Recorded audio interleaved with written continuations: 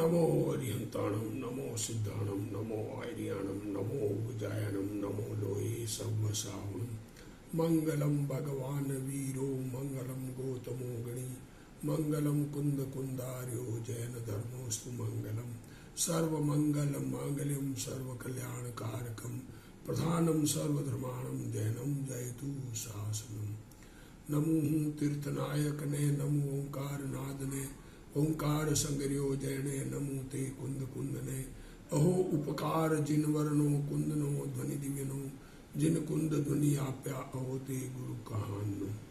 मंगलमय मंगल करण वीतराग विज्ञान नमो ताहि जाते भये अरहंतादि महान करि मंगल करियो महाग्रंथ करण के काज जाते मिले समाज सब पावे निज पद राज। मिथ्या भाव अभाव ते जो प्रगटे निज भाव सो जयवंत रहो सदा यही मोक्ष पाव। सो निज भाव सदा सुखद अपनी करो प्रकाश जो बहुविधि भव दुख निके करी है सत्तानाश। मोक्ष मार्ग प्रकाशक पूज्य गुरुदेव श्री कांजी स्वामी के प्रवचन प्रथम भाग पेज 298। पर्याय अपेक्षा जो अवस्था मिली, जो हमको पर्याय मिली, उन पर्यायों में हम किस प्रकार दुखी हैं और उसमें हम उपाय क्या करते हैं और सुखी होने का असली उपाय क्या है, ये बात चलेगी। Page number 298 second para. इस संसार में बहुत जीव का तो बहुत काल तो एकेंद्रिय में ही जाता है। क्या कह रहे हैं, एकेंद्रिय में बहुत लंबा पीरियड अब इस जीव को याद नहीं, तो याद नहीं तो नहीं था ये भव, ऐसा नहीं। जैसे जन्म से 6 महीने तक का याद नहीं तो वो 6 महीने थे नहीं क्या, किस प्रकार से रहे, माँ ने किस प्रकार धोया नहलाया नहीं ख्याल में है, तो वो था नहीं क्या। वहां अनादि से ही उसका नित्य निगोद रहना होता है। अनादि संसार दशा में जीव नित्य निगोद में ही रहता है। अब जैसे भाड़ में भूंजते हुए चने में से अचानक कोई चना बाहर आ पड़े, अनादि से निगोद में भांड में भूंज रहे हैं ये जीव, उसमें से कोई बाहर निकल जाता है। वैसे ही वहां से निकलकर जीव अन्य पर्याय धारण करता है। वहां त्रस पर्याय में तो बहुत ही थोड़े काल रहना होता है। क्या कह रहे, त्रस में तो रहना थोड़े काल होता है, बहुत काल तो एकेंद्रीय पर्याय में ही व्यतीत होता है। देखो उसमें से बाहर निकल के भी लंबा काल एकेंद्रीय में रहना होता है। वहां इतर निगोद में बहुत काल रहता है। देखो अब नित्य निगोद से निकला और फिर इतर निगोद में दोबारा निगोद में जाए तो इतर निगोद कहलाता है, बहुत काल रहता है। और फिर कौन सा इतर निगोद के बाद कितना ही काल पृथ्वी, अप, तेज, वायु,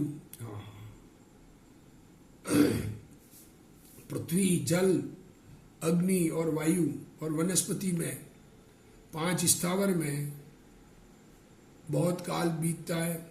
नित्य निगोद में से निकलकर त्रस पर्याय में रहने का उत्कृष्ट काल कुछ अधिक 2000 सागर मात्र ही है। 2000 सागर भी बहुत लंबा लगे हमको वर्णन किया जाए तो, पर वो थोड़ा सा ही काल है। अनंत के सामने ये 2000 सागर कुछ भी नहीं है। त्रस पर्याय की उत्कृष्ट स्थिति 2000 सागर की ही है। यदि इस काल में धर्म प्राप्त नहीं किया तो फिर निगोद एकेंद्रिय में जाना होता है। ये त्रस पर्याय मिली, इस त्रस पर्याय में अगर धर्म प्राप्त नहीं किया तो फिर एकेंद्रिय में 2000 सागर से अधिक त्रस में नहीं रहना होता है। और उसमें भी सबका काल मैक्सिमम है। 1300 सागर स्वर्ग के देव, 700 सागर नरक, और कुछ अधिक में मनुष्य और तिर्यंश पंचेंद्रिय में, 2 इंद्रिय, 3 इंद्रिय, 4 इंद्रिय, पंचेंद्रिय, तिर्यंश और मनुष्य, ये कुछ अधिक में आते हैं। अब ये इतने मैक्सिमम काल पूरा करके फिर वापस जाएगा, मोक्ष नहीं गया, मोक्ष मार्ग में नहीं लगा, तो फिर एकेंद्रिय में जाना होगा। क्या कहे, ये मनुष्य पर्याय मिल गई, भाग्य, महाभाग्य है हमारा। जिनवाणी सुनने को मिली, इस जिनवाणी को हृदय में धारण करके, जो जिनवाणी का कथन है उसको स्वीकार करके अपने स्वरूप को समझकर स्वरूप में एकाग्र होने का अभ्यास करना था। अनादि से निगोद में था और उसमें से निकलकर महाभाग्य से मनुष्य पर्याय प्राप्त की, फिर भी आत्मा की दरकार न करे। अरे खुद चैतन्य भगवान इसको अपने रूप अनुभव न करे तो वापिस अनंत काल के लिए निगोद में चला जाएगा। निगोद में से निकलकर मनुष्य पना पाना महादुर्लभ है। जैसे भाड़ में भूंजते हुए कोई चना बाहर आ पड़ता है, वैसे ही निगोद में से निकलकर त्रस पना पाना महादुर्लभ है।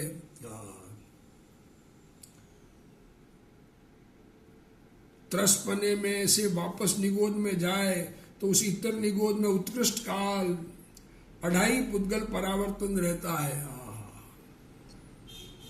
क्या कहें,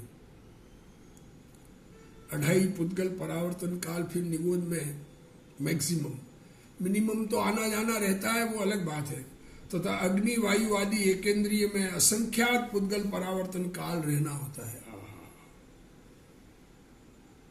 निगोद में से निकलकर त्रस में रहने का उत्कृष्ट काल साधिक 2000 सागर मात्र ही है। एकेंद्रिय में रहने का उत्कृष्ट समुचय काल उत्कृष्ट असंख्यात पुद्गल परावर्तन है। वह काल इतना अधिक लंबा है कि उसके अनंतवें भाग में भी अनंत 24 होती है। अनंत काल निगोद में व्यतीत किया और मनुष्य हुआ। अरे क्या कहे, ये मनुष्य पर्याय मिली, मान अपमान में अटक गया, परंतु आत्मा की दरकार नहीं करता। यह बात बताकर कहते हैं कि हे जीव समझ, तू अब तो चेत, मनुष्यपना पाया है तो आत्मा की समझ कर। वहाँ एकेंद्रिय के ज्ञान दर्शन की शक्ति तो किंचित मात्र ही रहती है। अब एकेंद्रिय में क्या होता है, बहुत हल्का सूक्ष्म, जिसको अक्षर के अनंतवें भाग सूक्ष्म कहते हैं ज्ञान दर्शन का, और एक स्पर्शन इंद्रिय के निमित्त से हुआ मति ज्ञान, और उसके निमित्त से हुआ किंचित मात्र है एकेंद्रिय में। निगोद में अक्षर के अनंतवें भाग है, पर एकेंद्रिय में थोड़ा है। वहाँ स्पर्शन इंद्रिय का मति ज्ञान और उसके निमित्त से हुआ श्रुत ज्ञान, तथा स्पर्शन इंद्रिय जनित अचक्षु दर्शन, जिनके द्वारा शीत उष्ण आदि को किंचित जानते देखते हैं। एकेंद्रिय में पेड़ आदि। अरे एकेंद्रिय जीव हवा लगे ठंडी, मुरझा जाए, जल जाए, आग में जल जाए, कौन उनकी रक्षा करने वाला। ज्ञानावरण दर्शनावरण के तीव्र उदय से इससे अधिक ज्ञान दर्शन नहीं पाए जाते और विषयों की इच्छा पाई जाती है। अंदर में विषय कषाय की इच्छा पाई जाती है, जिससे महादुखी है। अंदर में शक्तिहीन, एक्चुअल शक्तिहीन और इच्छाओं की अधिकता, कितना दुख। तथा दर्शन मोह के उदय से मिथ्या दर्शन होता है। दर्शन मोहनीय कर्म का उदय है तो मिथ्या दर्शन है। मिथ्या दर्शन में शरीर में ही एकत्व बुद्धि है, उससे पर्याय कोई अपने रूप श्रद्धान करते हैं, अन्य विचार करने की शक्ति ही नहीं है। एकेंद्रीय जीव के ज्ञान दर्शन की शक्ति बहुत ही अल्प हो गई है। एकेंद्रीय जीव तो स्पर्शन इंद्रिय के निमित्त से होने वाले मति ज्ञान से मात्र स्पर्श को ही जानता है, तथा उसका श्रुत ज्ञान भी बहुत ही अल्प है। उस जीव का ज्ञान बहुत घाटा गया है। ज्ञान दर्शन अत्यंत हीन हो गए हैं। अनंत काल हमारा भी ऐसा बीता और अब भी आत्मस्वरूप को नहीं समझे तो ऐसा ही बीतने वाला है। और इच्छा तो बहुत तीव्र है, इस कारण वे महादुखी है। उनको दर्शन मोह के उदय से मिथ्या श्रद्धान ही होता है। अतः वे देह कोई अपना स्वरूप मानते हैं, परंतु अन्य विचार करने की शक्ति ही नहीं है। देव शास्त्र गुरु के स्वरूप का विचार करने की शक्ति ही नहीं है। एक बात क्या कहा, ज्ञानावरण दर्शनावरण का क्षोभम मंद और मिथ्या दर्शन, दर्शन मोह का उदय, मिथ्या दर्शन कर्म अपेक्षा कथन में आया, और चारित्र मोह के उदय से तीव्र क्रोधादि कषाय रूप परिणमित होता है। क्या कहें, क्या स्थिति निगोद में है जीव की। चारित्र मोह का उदय, तीव्र कषाय, तीव्र मिथ्यात्व और तीव्र कषाय से ही एकेंद्रीय और निगोद में जाना होता है। क्योंकि उनके केवली भगवान ने कृष्ण, नील, कपोत ये तीन अशुभ लेश्या ही कही है। तीन अशुभ लेश्या है, इसका मतलब बहुत तीव्र कषाय है, और वे तीव्र कषाय होने पर भी होती है। वहाँ कषाय तो बहुत है और शक्ति सर्व प्रकार से महाहीन है, इसलिए बहुत दुखी हो रहे हैं, कुछ उपाय नहीं कर सकते। क्या कहें, ऐसा बनना है या सिद्ध शिला पे जाके विराजमान होना है, यह निर्णय हमारा है।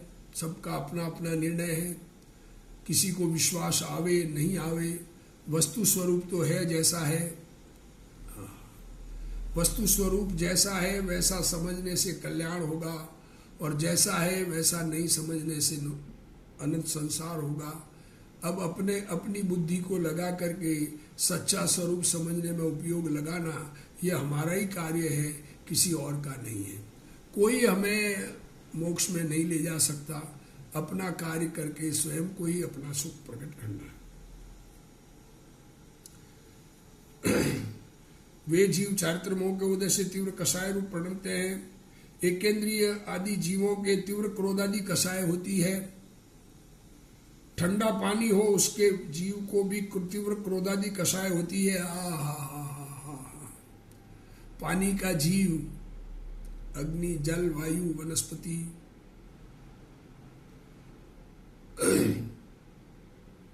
क्या कहें, पृथ्वी, अग्नि, जल, वायु और वनस्पति, ये पांचों स्थावर, उसमें पांचों में जो जीव पाए जाते हैं बहुत तीव्र कषाय है। जो बाहर में दिखता है वह तो शरीर है, जो दिखता है शरीर है, परंतु अंदर जीव है, उसे तीव्र कषाय है। क्या कहे, उसकी कषाय को कैसे पता करें। भगवान सर्वज्ञानी जानते हैं, खुद भी उस दुख को नहीं जानते हैं, भोगते हैं। तथा उन एकेंद्रीय आदि जीवों के केवल ज्ञानी भगवान ने कृष्ण, नील, कपोत ये तीन अशुभ लेश्याएं ही कही है। उन जीवों के कषाय तो बहुत है, परंतु शक्ति बहुत ही अल्प है। वे ऐसे मूर्छित है कि बाहर में क्रोध आदि की चेष्टा दिखाई नहीं देती। जैसे मनुष्य बहुत मार पड़ने से बेहोश हो जाता है, फिर भी उसे उस समय बहुत दुख है। बेहोश दशा में कम दुख हो यह बात नहीं है। कल्प वृक्ष और चिंतामणि में एकेंद्रीय है, वह भी महादुखी है। कल्प वृक्ष जो भोग भूमियों में पाए जाते हैं, भोग भूमि में सब चीज कल्प वृक्ष से ही वहां के जीवों को मिलते हैं। और चिंतामणि कोई कोई रत्न ऐसा होता है, पूर्व में दो देव दोस्त हों, एक देव उस पृथ्वी काई में चला जाए, दूसरे देव को उससे बहुत प्रेम, तो उस मणि जिसके पास होती है उसका वो काम करता है, ऐसा कहा जाता है। वास्तव में तो क्या है, ये चिंतामणि कहते हैं उसको। चिंतन करते ही सब चीज देते हैं, पर वो चिंतामणि रत्न में रहने वाला जीव महादुखी है। ये कहना चाह रहे हैं। नरक के दुखों की अपेक्षा भी निगोद के जीवों का दुख अनंत गुना है। यहाँ कोई कहे कि ज्ञान तो किंचित मात्र ही रहा है, फिर वे क्या कषाय करते हैं। ज्ञान तो है ही नहीं, तो कषाय क्या करते हैं कि एकेंद्रीय दशा में ज्ञान बहुत ही अल्प है, तो कषाय करना कैसे संभव है। देखो, ज्ञान कम होने पर कषाय कम होगी, ये नियम नहीं है। ऐसा कोई नियम तो है नहीं कि जितना ज्ञान हो उतनी ही कषाय हो। ज्ञान तो जितना क्षोभम हो उतना होता है। जैसे किसी अंधे बहरे पुरुष को ज्ञान थोड़ा होने पर भी बहुत कषाय होती दिखाई देती है। अंधा और बहरा है, ज्ञान कम है, पर कषाय बहुत है, गुस्सा बहुत दिखता है। उसी प्रकार एकेंद्रीय के ज्ञान थोड़ा होने पर भी बहुत कषाय का होना माना जाता है, माना गया है। तो बाह्य कषाय प्रकट तब होती है, बाहर में दुनिया में कषाय कब दिखती है, जब कषाय के अनुसार कुछ उपाय करें। अब वो उनमें तो शक्ति है नहीं, परंतु वे शक्तिहीन है, इसलिए कुछ उपाय कर नहीं सकते, इससे उनकी कषाय प्रकट नहीं होती। जैसे कोई पुरुष शक्तिहीन है, उसको किसी कारण से तीव्र कषाय हो, देखो शक्ति कम, किसी चीज को भोगने की इच्छा बहुत, पर हजम करने की शक्ति नहीं, क्या होगा?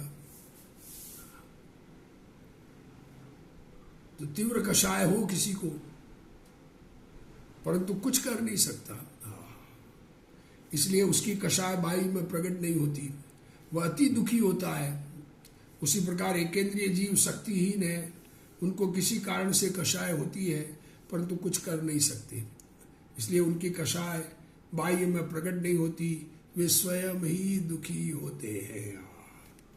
तथा ऐसा जानना कि जहाँ कषाय बहुत हो और शक्तिहीन हो, वहाँ बहुत दुख होता है। अब ये देख लो, सीधा बात है, इच्छाएं बहुत पर उपाय न हो, कितना कलबलाता है जीव, कितना दुखी होता है, विचार करने की जरूरत है। अरे जीवो, अरे इच्छा हो और पूर्ति न कर सके, शक्तिहीन हो, क्या करे। और ज्यों ज्यों कषाय कम होती जाती है और शक्ति बढ़ती जाए, त्यों त्यों दुख कम होता है। देखो, कषाय कम हो और शक्ति बढ़े तो दुख कम होता है, परंतु एकेंद्रियों के कषाय बहुत और शक्तिहीन, इसलिए एकेंद्रीय जीव महादुखी है, उनके दुख वे ही भोगते हैं और केवल ही जानते हैं। एकेंद्रीय जीव का दुख किसी के ज्ञान में नहीं आता। त्रस का तो दुख दिखता है, थोड़ा बहुत वो उपाय करता है ना, हम हाथ लगाएंगे तो भागेगा, करेगा, कुछ शक्ति है। एकेंद्रीय की कहाँ शक्ति है, कहाँ जावे। जैसे सन्निपात के रोगी का ज्ञान कम हो जाए और बाह्य शक्ति की हीनता से अपना दुख प्रकट भी न कर सके, परंतु वह महादुखी है। सन्निपात, पागलपन एक तरफ का, वात पित्त कफ बिगड़ जाए, सिर में बहुत ठंडक हो जाए और माइंड काम न करे तो ज्ञान घट गया और शक्ति है नहीं। अब दुख कैसे बतावे, बोलने की शक्ति नहीं। उसी प्रकार एकेंद्रीय का ज्ञान तो थोड़ा और बाह्य शक्तिहीनता के कारण अपना दुख प्रकट भी नहीं कर सकता, परंतु महादुखी है। अब गुरुदेव श्री ऐसा खुलासा करें, ऐसा कोई नियम नहीं है कि जितना ज्ञान हो उतनी ही कषाय होए, ये नियम नहीं है। किसी के बहुत ज्ञान होने पर भी कषाय अल्प ही होती है, और किसी के ज्ञान अल्प होने पर भी तीव्र कषाय होती है। लो देखो, किसी ज्ञान कम और कषाय अधिक, और कषाय कम और ज्ञान अधिक, ऐसा होता है। ये दोनों उल्टे भी हो सकते हैं, कुछ भी हो सकता है, उसमें चारों बातें। जैसे किसी अंधे और बहरे को उस प्रकार का ज्ञान थोड़ा होने पर भी कषाय तीव्र होती है, वैसे ही एकेंद्रीय जीवों के ज्ञान अतिशय अल्प होने पर भी कषाय भाव बहुत ही तीव्र है। परंतु शक्तिहीन होने से बाहर में कषाय को प्रकट करने की शक्ति नहीं है, तथापि अंदर तो बहुत कषाय है, बहुत दुख है। इस कारण वे महादुखी है। आत्मा के भान पूर्वक, ये गुरुदेव श्री ने, आत्मा को समझो, आत्मा को समझो। अरे शरीर में आत्मबुद्धि छूटकर आत्मा में आत्मबुद्धि आए, ये उपाय करो। कषाय मिटने पर दुख का अभाव होता है, अतः सम्यक दर्शन ज्ञान चारित्र ही दुख मिटाने का और सुखी होने का सच्चा उपाय है। संसार में दुख है और मोक्ष दशा में सुख है। क्या कहा, यह वर्णन चल रहा है। वर्णन किसका चल रहा है? कोई जीव ये स्वीकार न करे संसारी होकर कि मैं दुखी हूं, तो सुखी होने का उपाय न करे, तो आचार्य महाराज, भगवान, मुनिराज, सदगुरुदेव कुछ नहीं कर सकते। बात तो यही है कि संसार में दुख और मोक्ष में सुख, उसका ये वर्णन चल रहा है। उसमें से यहाँ एकेंद्रीय जीवों के दुख का वर्णन चल रहा है। हरी घास एकदम हरी होती है, देखो हरी घास, हरी हरी घास पर चलते हैं, अरे कितने जीवों की हिंसा होती है। और पवन से लहराती होती है, हरी ऊपर ऊंची उठी हो तो पवन से लहराती है, वहां किसी को ऐसा लगे कि ये मुस्कुराती है, तब दुखी नहीं है। आहा, पवन में लहराती घास ऐसे ऐसे ऐसे ऐसे हिलती है तो मुस्कुरा रही है क्या? अरे परंतु वह जीव भी दुखी है। उसे कसाय तो बहुत है परंतु व्यक्त करने की शक्ति नहीं है, जबान ही नहीं है। एक इंद्रिय के एक ही इंद्रिय है, ज्ञान भी उतना ही है। जैसे शक्तिहीन दुर्बल मनुष्य को अंतरंग में बहुत कसाय तो बहुत होती है परंतु वह बाहर में कुछ नहीं कर सकता, मन ही मन में क्रोधादि करके दुखी होता है।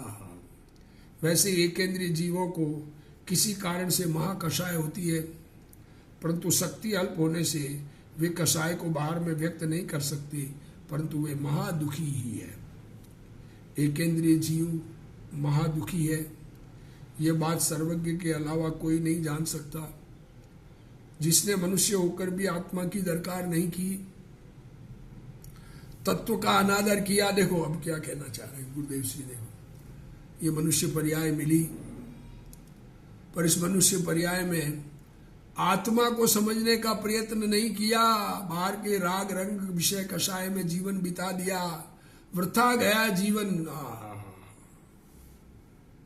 तत्व का अनादर किया, तत्व की बात कहे, अरे एक द्रव्य दूसरे द्रव्य का कुछ नहीं कर सकता तो कोई किसी का कुछ नहीं कर सकता, यह जीव धन नहीं कमा सकता, यह जीव बाहर के शरीर आदि के कार्य नहीं कर सकता, ऐसी बात सुनकर उसका अनादर करे, वह क्रम क्रम से एकेंद्रीय होता है और महादुखी होता है। वनस्पति हंसती है, यह बात झूठी है। वनस्पति में हास्य कषाय प्रकट व्यक्त, कोई कषाय व्यक्त करने का साधन ही नहीं है, उसके हंसना नहीं होता। तथा नियमित रूप से पानी और हवा मिलते हो तो भी वनस्पति आदि जीव महादुखी है। उसको पानी हवा देवे, उससे उसका शरीर पोषण हो, पर अंतरंग में तीव्र कषाय से दुख ही दुख है। तीव्र कषाय है, व्यक्ति का उपाय नहीं, कषाय का भोग नहीं। शक्ति अल्प और इच्छा अधिक होने से एकेंद्रीय जीव महादुखी है। उनके दुखों को वे ही भोगते हैं और सर्वज्ञ भगवान ही जानते हैं, अल्पज्ञ नहीं जान सकते। हमारी ज्ञान की सामर्थ्य नहीं है उनके दुखों को जानने की। ये तो सर्वज्ञानी के वचन बताते हैं कि वो कितना दुखी है। जैसे सन्निपात का रोगी जीव शक्ति घट जाने से तथा बाह्य शक्तिहीन होने से अपना दुख प्रकट नहीं कर सकता परंतु बेहोश होकर महादुखी है। क्या कहे, इच्छाओं की तीव्रता से जीव दुखी हो जाता है। बाहर में दुख की चेष्टा न दिखने पर भी अंदर में तो महादुखी है। बेहोश हो वहां दुख कम नहीं है, बल्कि दुख बहुत बढ़ गया है। जैसे एक मनुष्य को कोई घूंसा मारता और वह चिल्लाए, मनुष्य में तो कोई गुस्सा मारे तो चिल्लाए, हो अल्लाह करे, तब दूसरे उसे दुखी मानते हैं। परंतु जब सहन शक्ति नहीं रही और बेहोश हो गया तब चिल्लाना बंद हो गया, अब बोलता तो नहीं है, तथापि उस समय दुख बहुत बढ़ गया है। वैसे ही एकेंद्रीय जीवों के ज्ञानादि की शक्ति अत्यंत अल्प है और बहुत तीव्र कषाय है, इस कारण वे दुख को प्रकट नहीं कर सकते परंतु अंदर तो वे महादुखी ही है।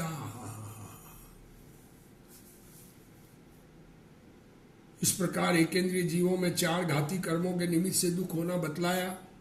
अब अघाती कर्मों के निमित्त से उनके दुख का होना। अब एकेंद्रीय जीव अघाती कर्म में से किस प्रकार दुखी है देखो, तथा अघाती कर्मों में विशेष रूप से पाप प्रकृतियों का उदय है। बाहर में पाप का उदय विशेष है तथा असाता वेदनीय का उदय होने पर उसके निमित्त से महादुखी होते हैं। वनस्पति है सो पवन से टूटती है, हवा से टूटती है। शीत उष्णता से सूख जाती है, जल न मिलने पर सूख जाती है।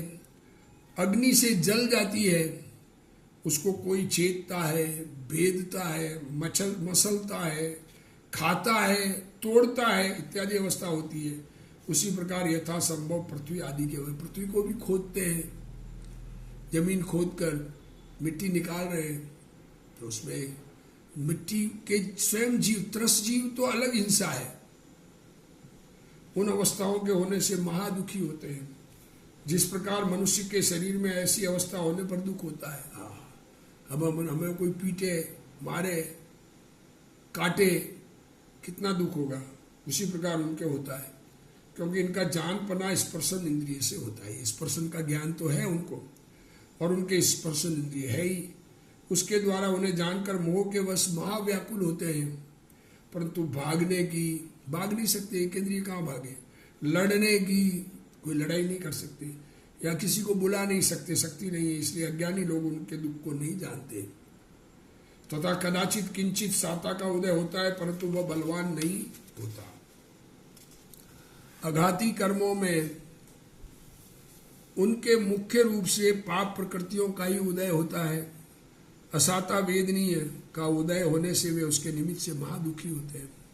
पवन से टूट जाते हैं, और शीत उष्णता से और जल नहीं मिलने से वनस्पति सूख जाती है। अग्नि से जल जाती है, कोई छेदता है, भेदता है, मसलता है, खाता है, तोड़ता है, इत्यादि अवस्थाएं होती है। इन अवस्थाओं के होने से एकेंद्रीय जीव महादुखी है।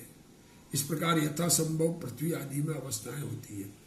एकेंद्रीय जीव के बादल शरीर आदि प्रकृतियां हैं, वे पुण्य प्रकृतियां हैं। ये गुरुदेव सिंह ने खुलासा किया। वहां तो पाप प्रकृतियों का ही उदय विशेष कहा। यद्यपि उनके मुख्य रूप से तो पाप प्रकृतियों का ही उदय होता है, अतः वे असाता से महादुखी होते हैं। असाता का उदय तो निमित्त है, परंतु उस समय तीव्र मोह से पर्याय की शक्ति का घात होने से वे महादुखी है।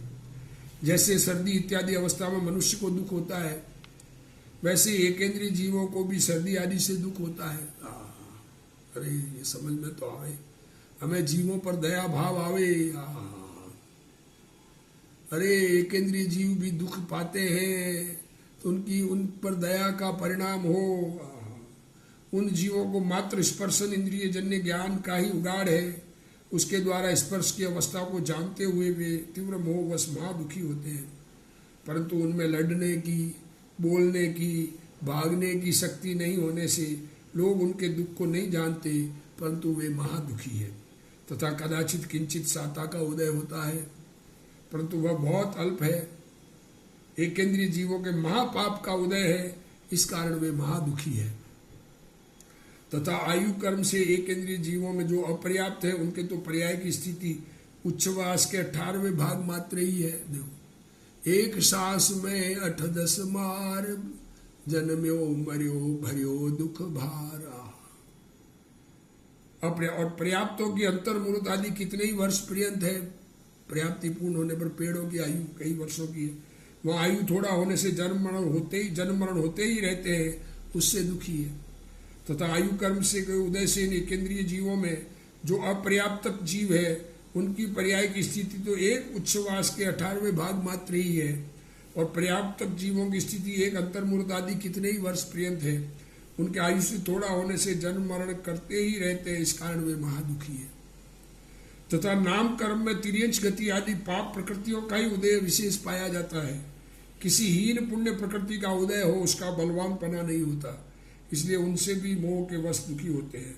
नाम कर्म के उदय से उनके तिर्यंच गति आदि पाप प्रकृतियों का ही उदय विशेष रूप से पाया जाता है।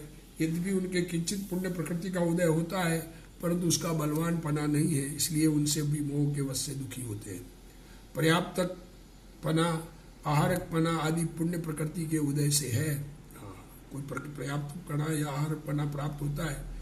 तथा गोत्र कर्म में उनके मात्र एक नीच गोत्र का ही उदय है, इस कारण उनकी कुछ महत्ता नहीं है, इससे भी वे दुखी है। दुनिया में महत्व नहीं होता।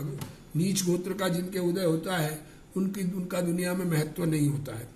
इस प्रकार एक इंद्रिय जीव महादुखी है और इस संसार में जैसे पाषाण आधार पर तो बहुत काल रहता है। एक इंद्रिय जीव बहुत दुखी है, तो दृष्टांत दे रहे हैं कि एक इंद्रिय जीव में रहना जीव का ज्यादा है, ज्यादा क्या परमानेंट है।